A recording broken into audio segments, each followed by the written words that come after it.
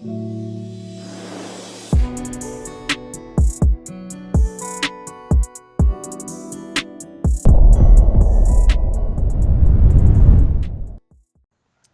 going on, family? It's your brother Lawrence here with another episode of Watch God Work. In our show, what we do is every week we interview and have a conversation with exceptional brothers sisters, all in all industry and culture, who love God, who know God, and ultimately we ask them about their God story, how God has influenced and how God is at work in their lives and in their work.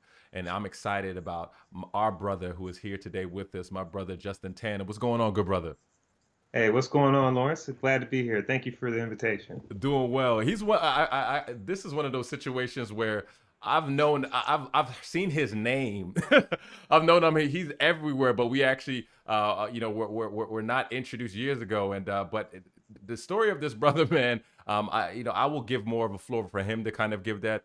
But he's one of those. I do think, in a true sense, he's also a Renaissance man. But has a heart for the public square. Has a heart for civic engagement, for leadership, and recognizing the power in that historically, the power in the moment that we live in. But he is one who's completely rooted in our culture, rooted in at least our people, but ultimately has a heart for God. And I'm so curious today, even just talking about how he thinks about God in the context of government, where you must govern citizens of all backgrounds, all things. And so, my brother, man, let's get into it, man. Who is Justin Tanner?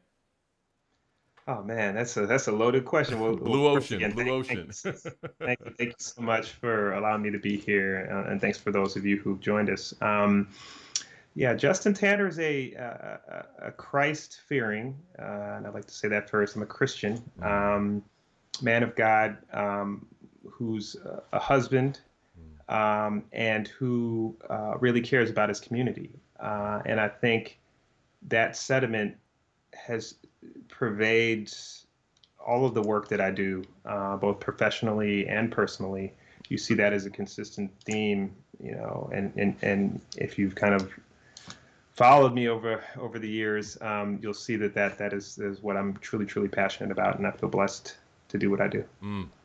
Brother, I think the first question that just comes to mind for me is just when is the genesis of a desire to want to get into government work, public Yeah. facing work? When did that happen for you, and what were some of the influences? When was it like, you know what, this is kind of where I need to be?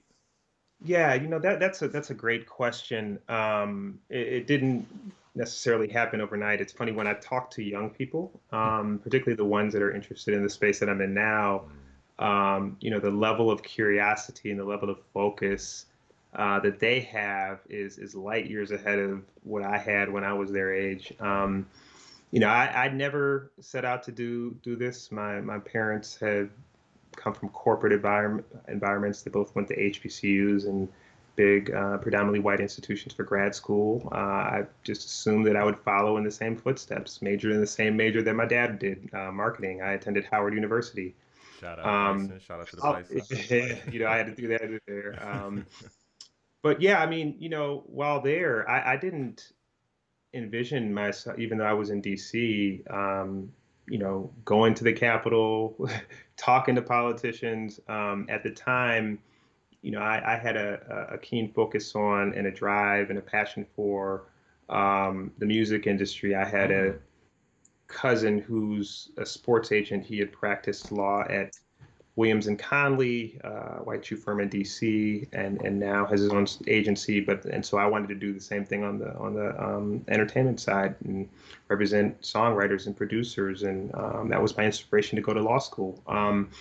And it wasn't until God, coincidentally, um, kind of showed me a different path, that I eventually ended up kind of moving down after law school and when I got back to Atlanta, where I'm based now. mm. So what does that look like? Because I think, especially when Yeah, it comes to, there's so many things I'm going to ask you, but like I think when you say God showed you, yeah, clearly what that says is that at least at that stage God had been a part of your life, and some yeah. a relationship at least that you heeded to. What did that practically mean, and like where were you in your relationship with God at that moment where Yeah, that made yeah, sense?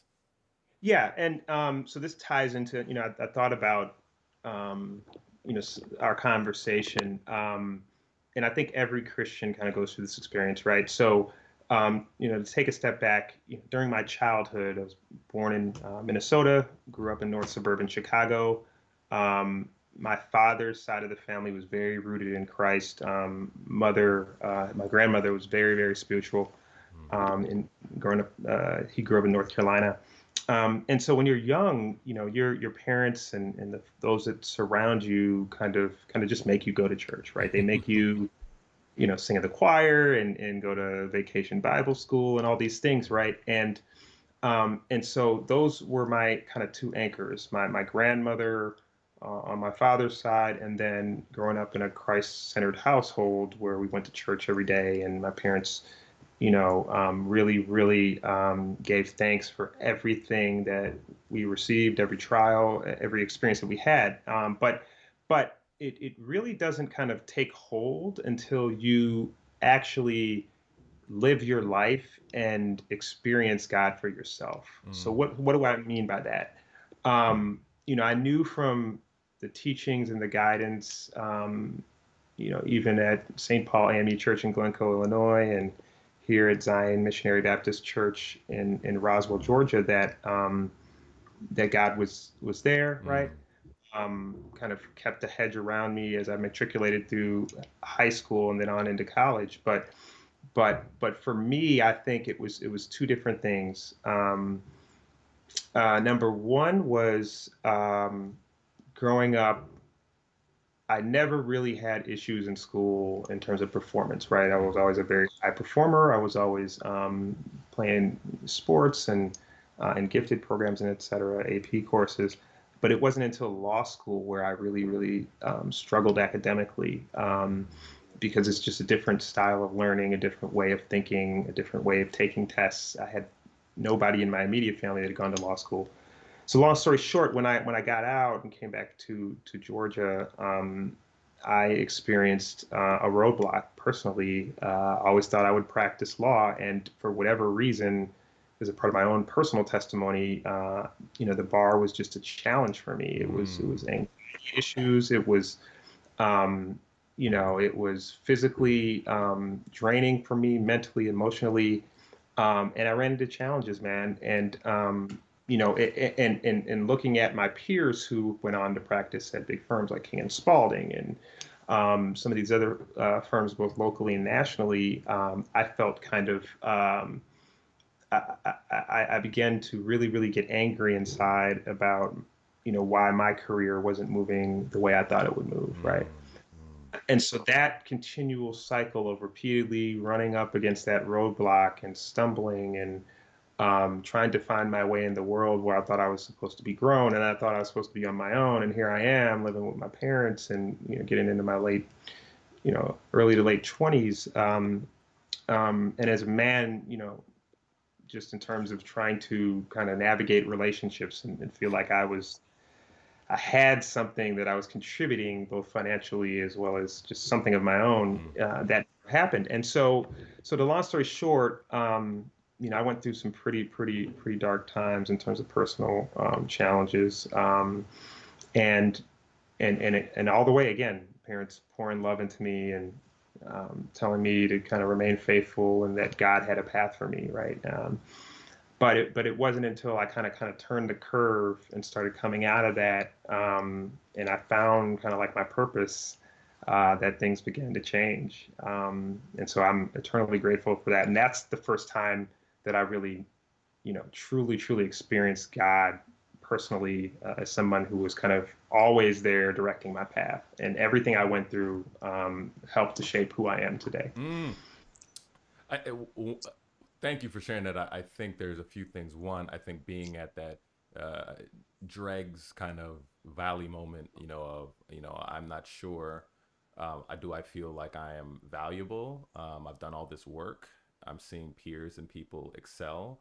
I invested that time through crims and torts and all that pain, and I find myself here, struggling, unbarred, and not feeling desirable. But yet, one, you are receiving love and affirmation from home base, while at the same time experiencing, at least both looking back, and I think the question would be like, how are you feeling during it? That wow, God was still kind of guiding the way. Yeah, and that's a great point because, and I share this with my friends who are, at any time you have a valley in your life, right? Like it's always more clear on the other side of the valley, right? Mm. It's always, in hindsight, a lot better, and you're in a much better place mentally and emotionally, et cetera. But when you're going through it, it a lot of times you can't see that, right? Mm. And because my parents had experienced God for themselves and had seen their own trials and tribulations, what they continue to reinforce and instill in me in terms of value and confidence and having faith in God's will, um, it kind of repeatedly I started to really, really internalize it at this point in my life.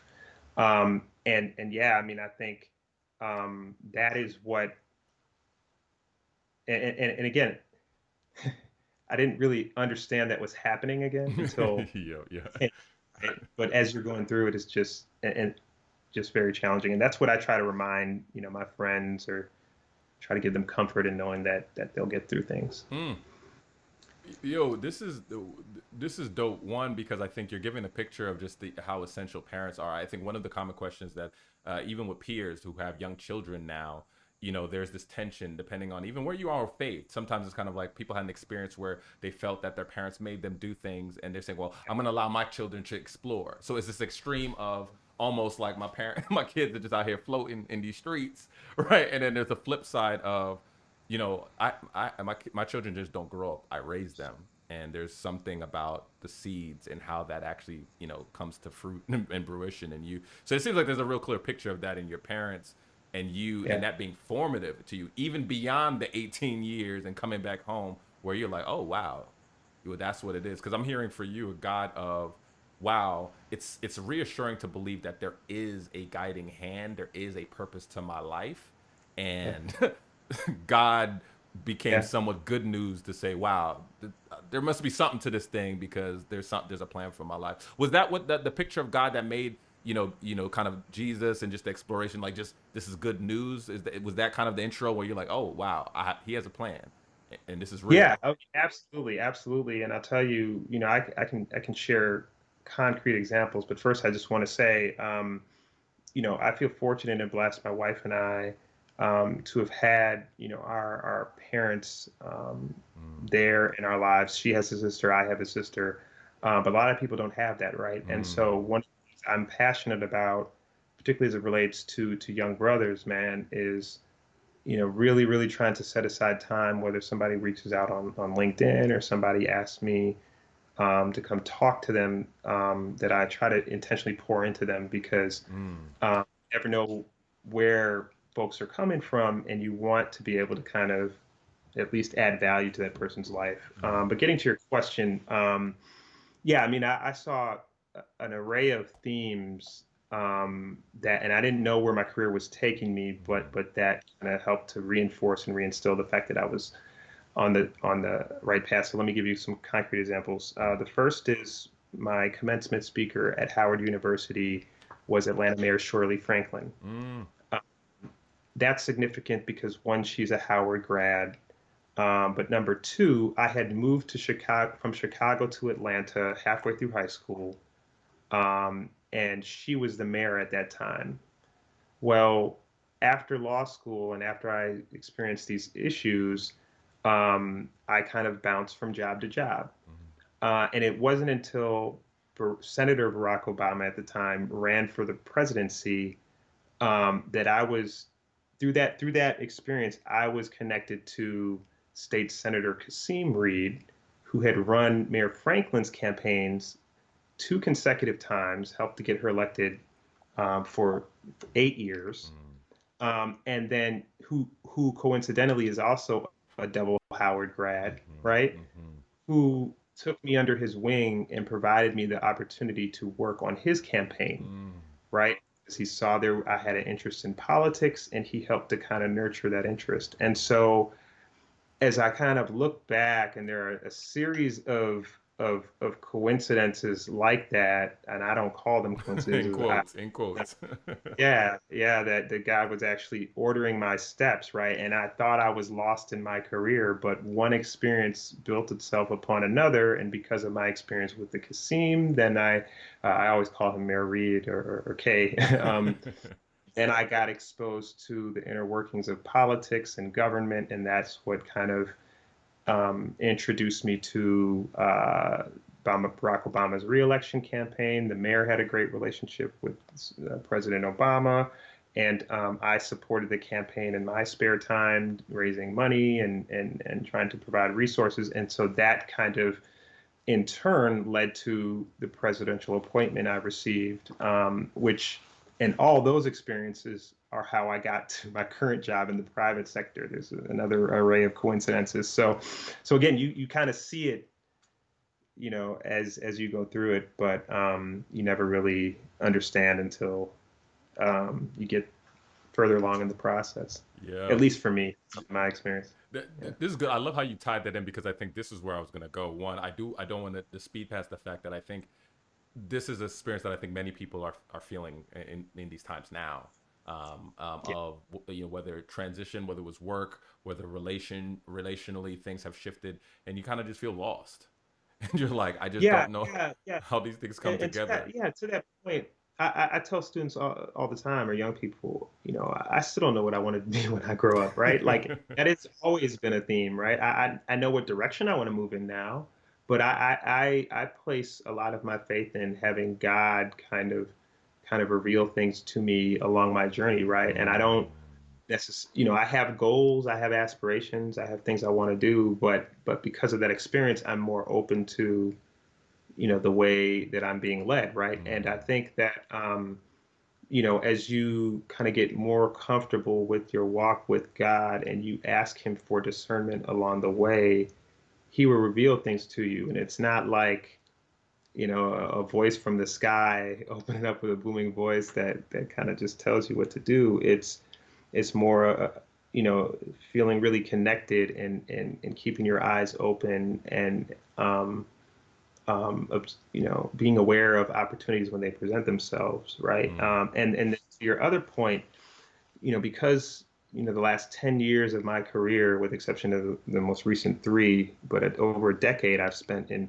political positions, right? Politically appointed positions in the mayor's office, politically appointed position in the federal government, and then coming back to Atlanta with no job.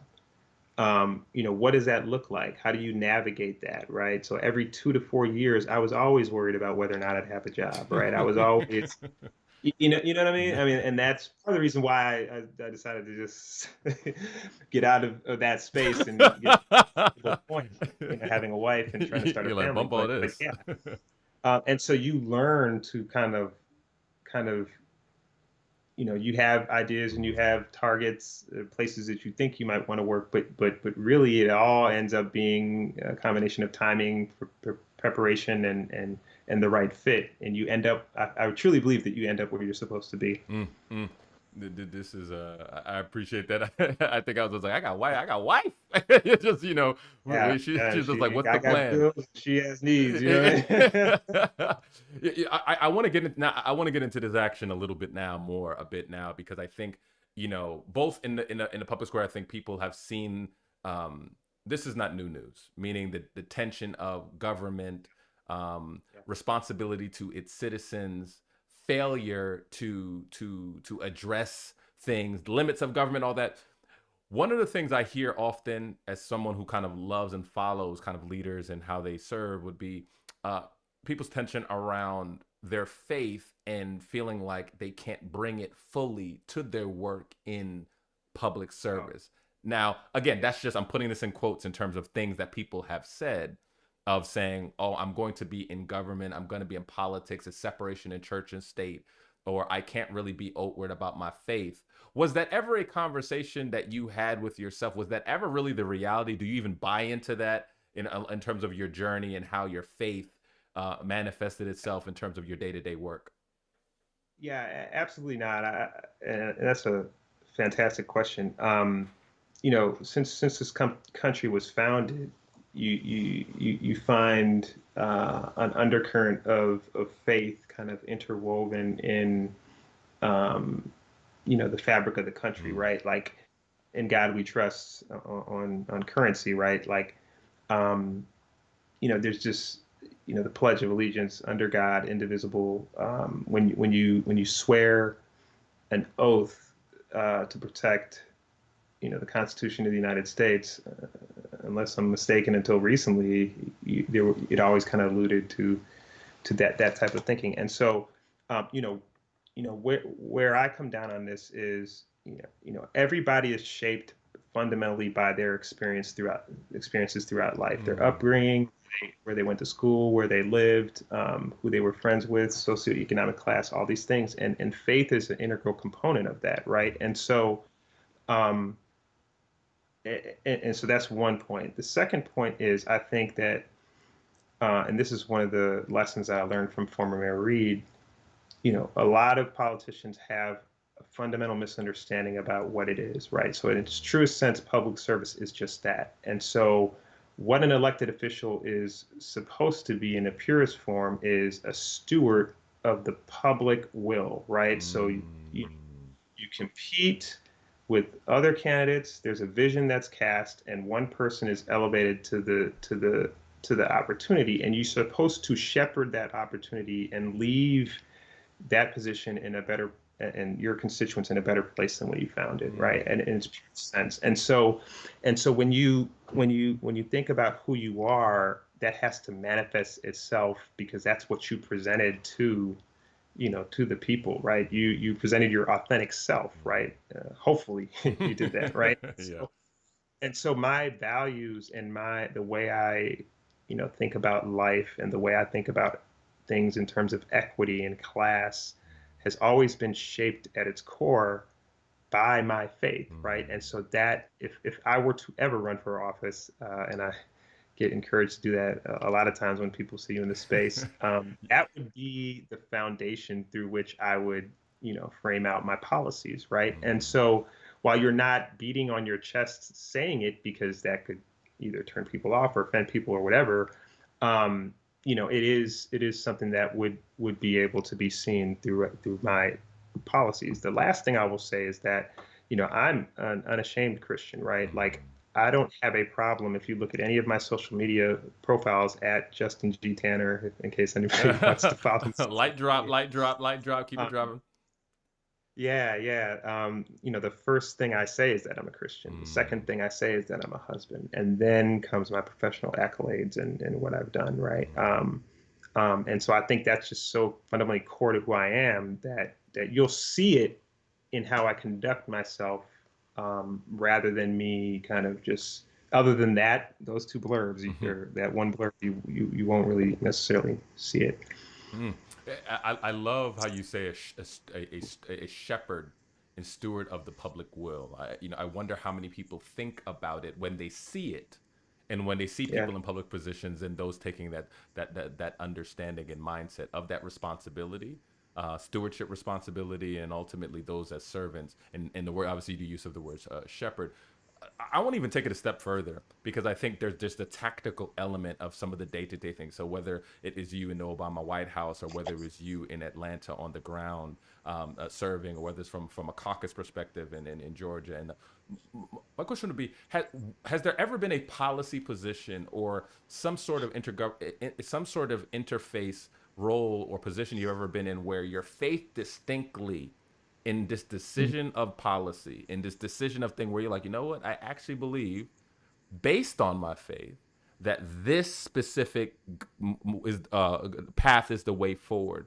Because I think a lot of times people hear it, but there's I think a tension around. I think you and I talked about and campaign things like that around. Well, does the redemptive narrative give any perspective? Is that way actually the best way that serves all people? Has there ever been a policy position where you can think back, or tension or some sort of thing where you're like, because of my faith, this is going to inform how I'm going to approach this or guide the leader who I serve alongside to approach this issue? yeah, yeah. That's an amazing question. I think um, that inherent tension is always throughout my career has always kind of been consistent. What do I mean by that? Um, when I worked with Mayor Reed and with Justin Giboney, who I Mm-hmm. went to law school with, one of the things that the city of Atlanta was founded on was, or at least the 40 years of African American mayors that we've had since Maynard Jackson, is equal opportunity and equal access to contracting, right? And so, in my first role, and again, this is how God kind of ties everything together. My first role in the Obama administration was the senior advisor in the Office of Government Contracting and Business Development, right? And so we were working on making sure that small and disadvantaged businesses and businesses of color were provided access to opportunities in federal contracting. I moved to the Minority Business Development Agency at Commerce, where we're again being thoughtful about how do we make sure Black and Brown businesses get access to opportunities, right? And so, even in my current role now in the private sector, um, and this gets to your point, because there's a tension with a lot of for-profit companies, whether you're in the private equity space, whether you're in the banking space, where there's such a focus on return on investment, right? How do we use the limited resources that we have to execute on our mission and create value for our stakeholders, particularly our shareholders, right?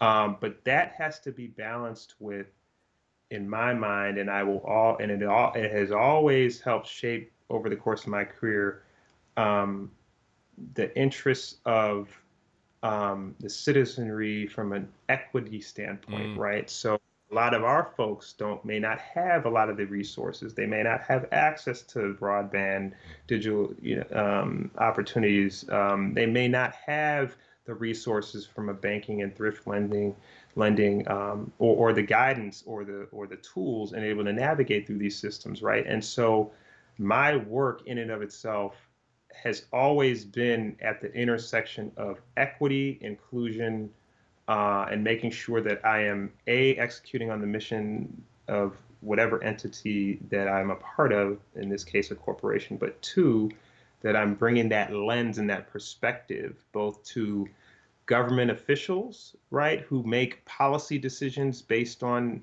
technology and what it will bring in terms of jobs and things, and also to my leadership at my own company, in the sense that, are we thinking through how we're being thoughtful about making sure that we're providing access to people who are underserved, right? Mm-hmm. And that's one of the reasons why I love the role that I'm in now, because the company has a specific and methodical and measurable focus on making sure that they are moving the needle in that regard, right?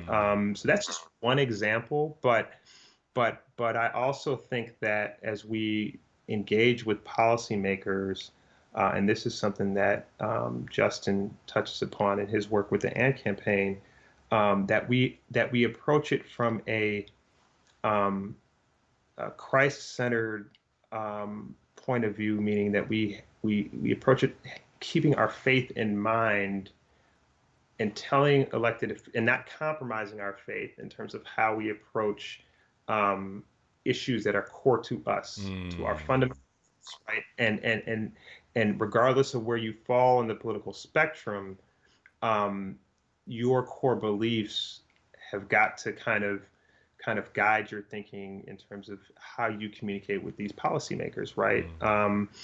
And not to get bogged down in the partisan, hyper partisan debates, right? Because I think that's where we as Christians get lost. And again, my good friend does great work in that area. Mm-hmm. I appreciate that because I'm speaking to public servants. I'm speaking to those who are organizers. I'm just this space of leadership. I think is essential and has always been in our body politic, in our public square, in the world. And so obviously it's with gratitude that I speak with you because I recognize how important it is and that tension. Uh, I do want to ask this next level question because I do think that this is part of where the rubber hits the road for many people of this tension between the incremental change and the revolutionary change.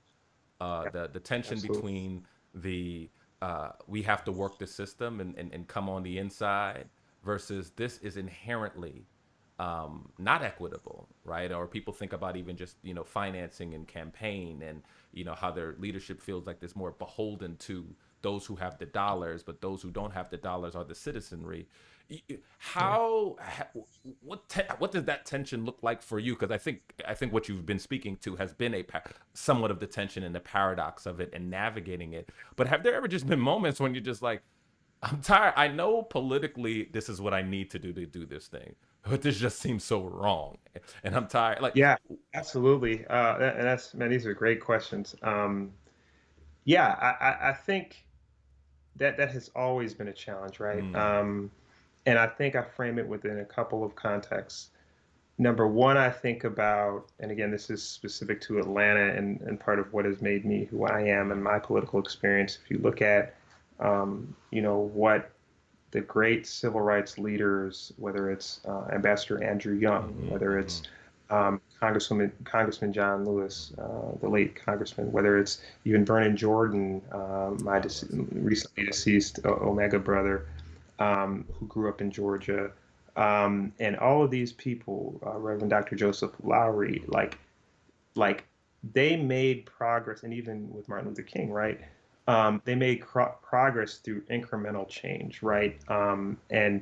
And there were instances where they stood up and where they demonstrated and where they took a stand, but they knew that um, a steady, measured perspective in the long run would help um, uh, break down barriers, right? And so there's that inherent tension between that and the younger mindset, right, if you will, Mm-hmm, who haven't necessarily had the opportunity to or weren't around to be able to experience that incremental change, and all they've known is life the way it really is now, right? But they're seeing some of these injustices play out, and so the first bucket is that historical civil rights perspective that has kind of been passed down from generation even to my old boss, Mayor Kasim Reed, and now to with you see it with Atlanta Mayor Keisha Lance Bottoms.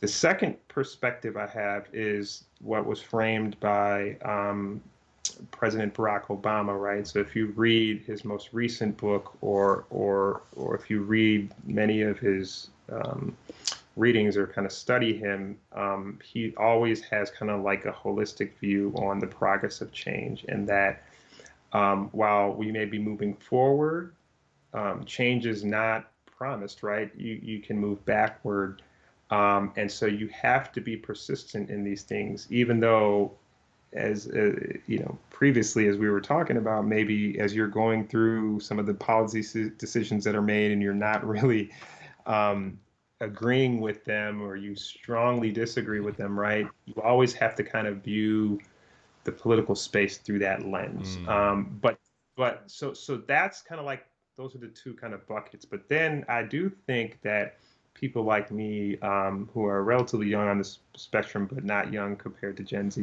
and a lot of the yeah, Black Lives Matter activists and things, we can learn a lot from them, right? mm, In terms of the importance of now, and listening to, and taking advantage of the window mm, where you see the opportunity for change, right? So even within corporate America, both externally and internally, we're having our own discussions about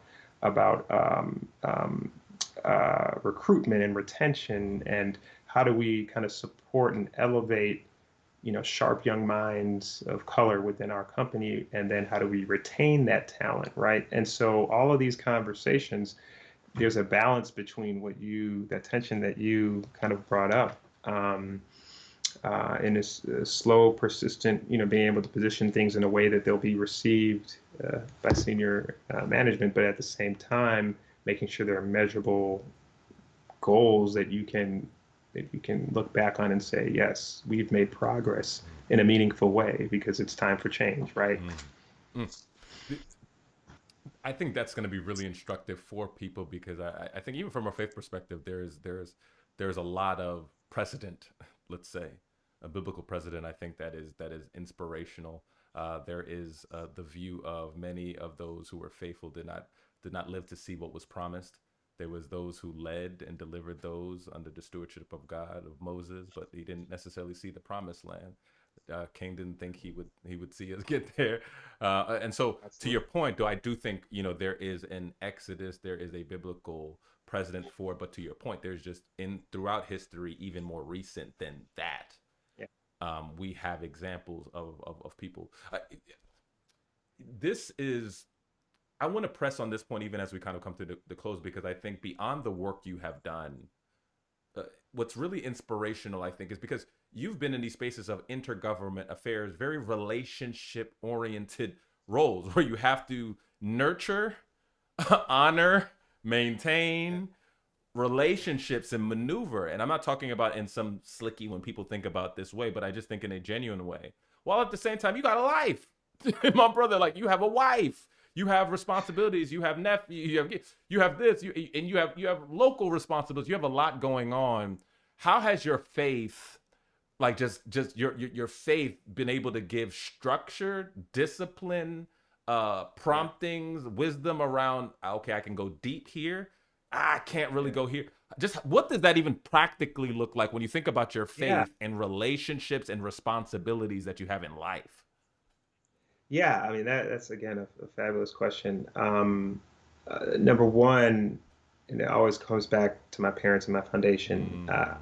On their guidance to help me navigate situations. I remember when our families first came together, they were sharing their perspective on what it means to have a wife and what it means to start a life with a wife that's Mm. separate and apart from the foundation that you've had, right?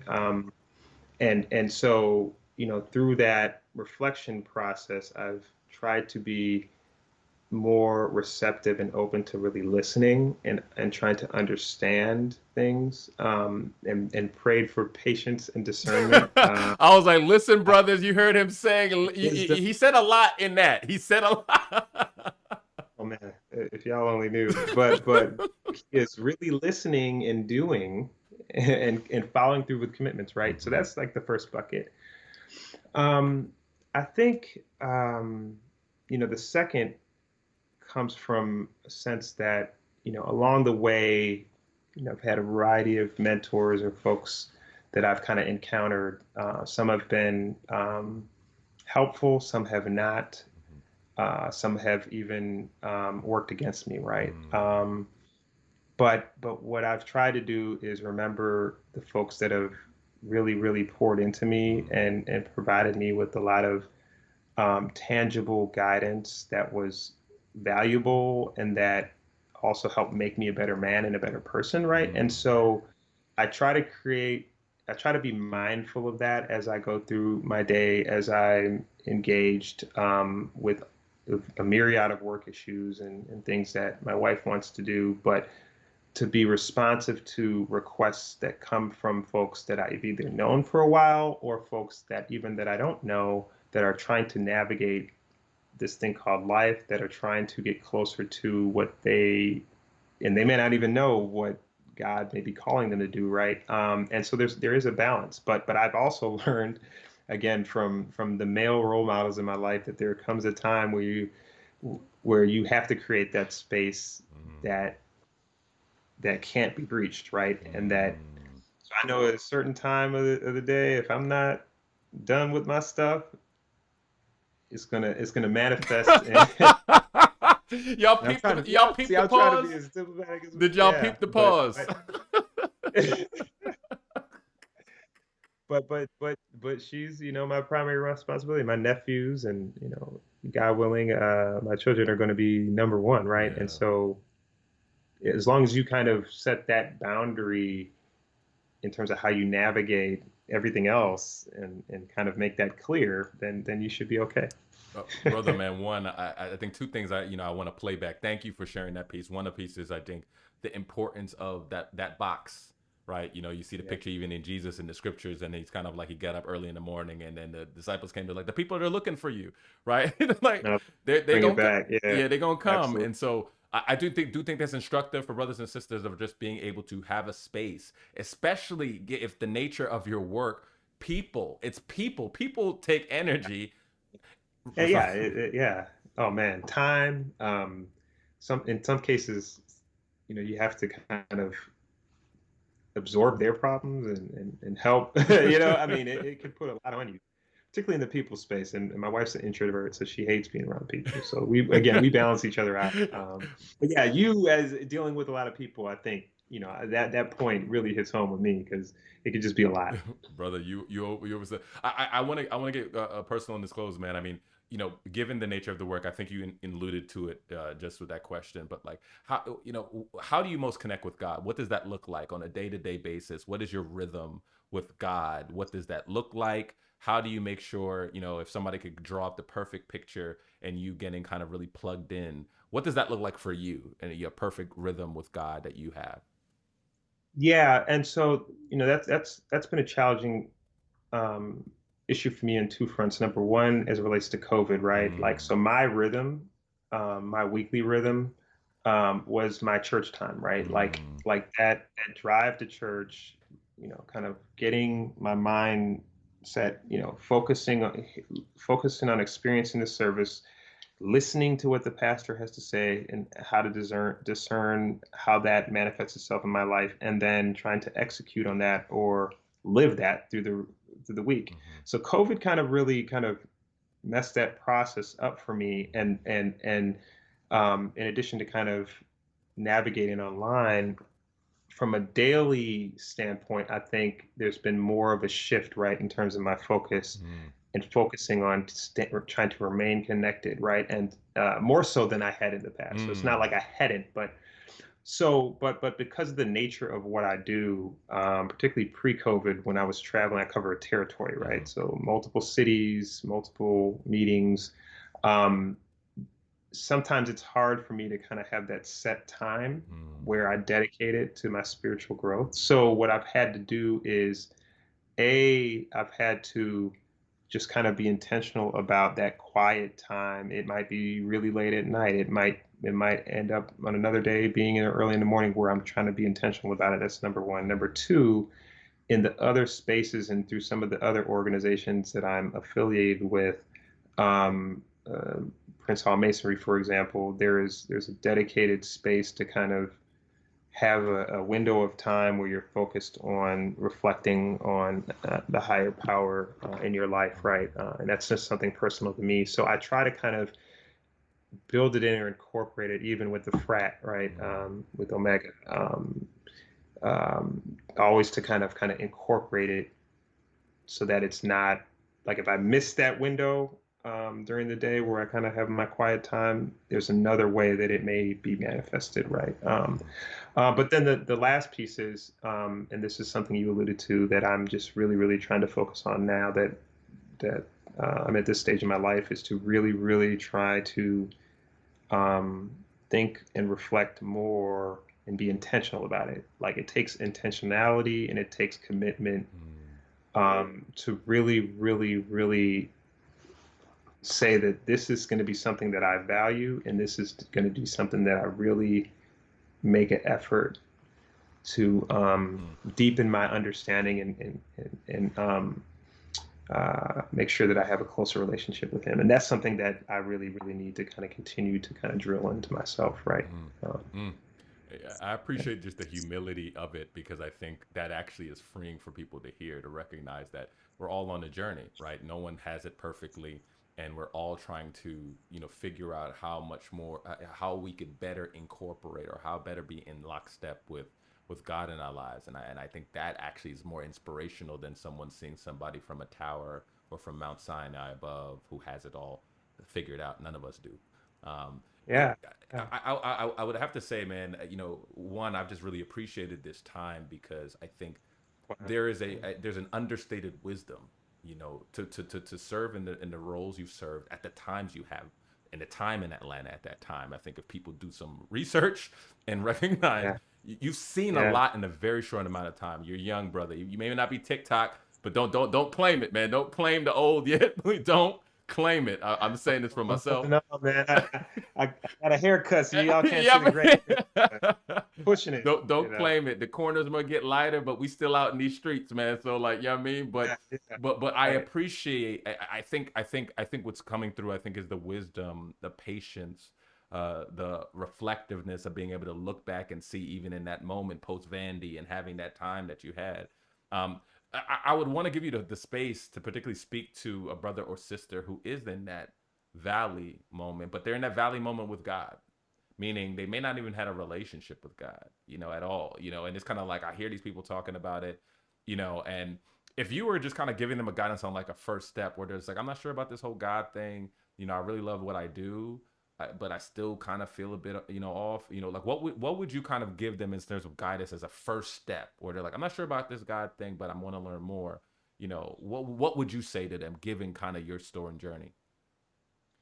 Yeah, I would say, um, I'm really big on, or I really believe in the power of of mentorship, Mm, both from the standpoint of, if I'm trying to achieve something, a goal in life, that I learn from somebody who has done it and done it well, mm, at the highest level. mm, Uh, and because I don't think there's a coincidence that if you kind of repeat those same things, the chances of you being successful are exponentially greater in mm, whatever space you're in. So similarly, I would think through, the relationships that I have, and to the extent that there is somebody who may have always kind of exuded, that level of confidence, who may have always kind of made it known, and it doesn't have to be kind of broadcast, but that they've always acknowledged that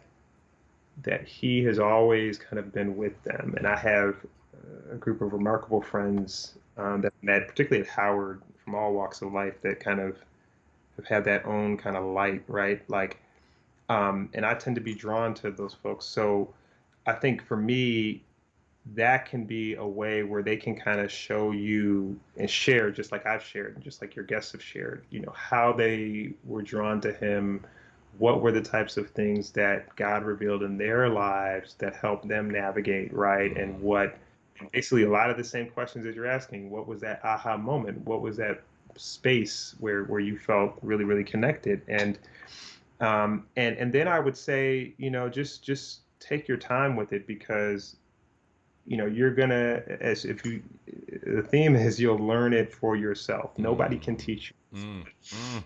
but once you do and you come to understand it, and that's the joy that you and I and all of our Christian brothers and sisters feel, because we know that, right? And through our own trials and testimonies, we're able to kind of share that, right? Mhm. So I think that's the secret sauce. Mm. And once you have a support system around your life, you'll be able to navigate through those times, even when in the midst of them, they're the most challenging. Mm. Brother, man, I think that we're gonna book that, man. We're gonna book that. That is wisdom upon wisdom upon wisdom, brother, man. Man, how do brothers and sisters who see this and they're like, man, I want to support this brother, I want to follow this brother. How do they find you? How did they connect with you, good brother? Yeah, man. I think the easiest way, just reach out to me on those platforms. Like I said, at Justin G Tanner, pretty consistent, right? On whether it's Instagram, LinkedIn, Facebook, or Twitter. But to the extent, because I'm bombarded with so many messages, as we all are, then I got work emails and personal email, all kinds of stuff, right?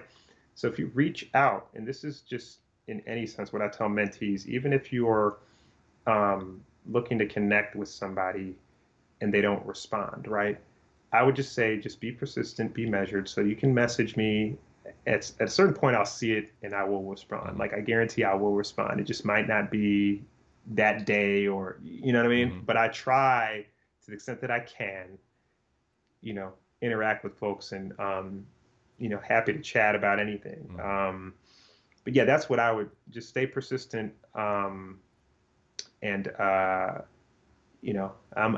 one of the people that I'll try to respond and take the time that I need. Brother, man, Um, you're part of the chosen, but good brother. texting is always the best way. So once I give you my cell, just text me, man, because again, I got calls and all kinds of stuff going on at work. Man, you So, got if you got the number, you got the juice now, man. So that's what people. but no, I just really want to just take a moment to acknowledge you, man. I Mhm. mean, you kind of mentioned it before that you had heard about me. You know, I was at the beginning. I said, "Oh Lord, prayerfully you've heard good things about me." Very good. But I really appreciated this time, and it gave me an opportunity to reflect on my own personal journey, right, in a way that I hadn't necessarily kind of really fully kind of absorbed, right, and so that confidence you see is partly because I just really appreciate the space that God gave me to kind of grow into to myself, right, and be surrounded by these amazing mentors and politicians, and everybody has their flaws, Hmm. but that have kind of helped pour into me. And so the way I feel like I'm repaying them back is by doing things like this, and sharing what they've shared with me. So hats off to you, brother. This is just much needing, particularly in this time and day and age. Where I'm all about old school too, man. So I'm like, remember old school. Trying to do all this new stuff. I feel like I'm the grandpa now. Like, like I still do the pen and paper thing, and folks, you know. So, but this conversation is really needed for our folks in particular, Oh man. man. So, you're doing phenomenal work, and you're on my radar now. So I definitely want to make sure that I'm able to kind of help in any way that I can. Brother, man, I thank you. You had me taking notes. I'm old school too. I got the notebook out. I was scribbling as you were talking. I'm like, I hope I this got to. cacophony and chicken and That's hieroglyphics makes sense later.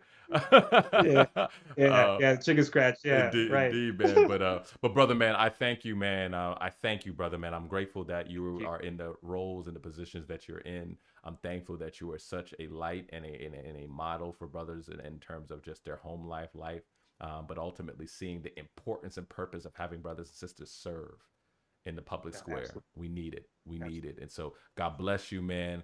All respect to you, Thank you. good brother, man. And you have co-laborers, man, and will always be for you as you are continue to be for God and His work, good brother, man. So salute to you, man. Thank you again. Thank you, and thanks you guys for spending some time with us. Thank you, Lawrence. I appreciate No it. problem, good brother.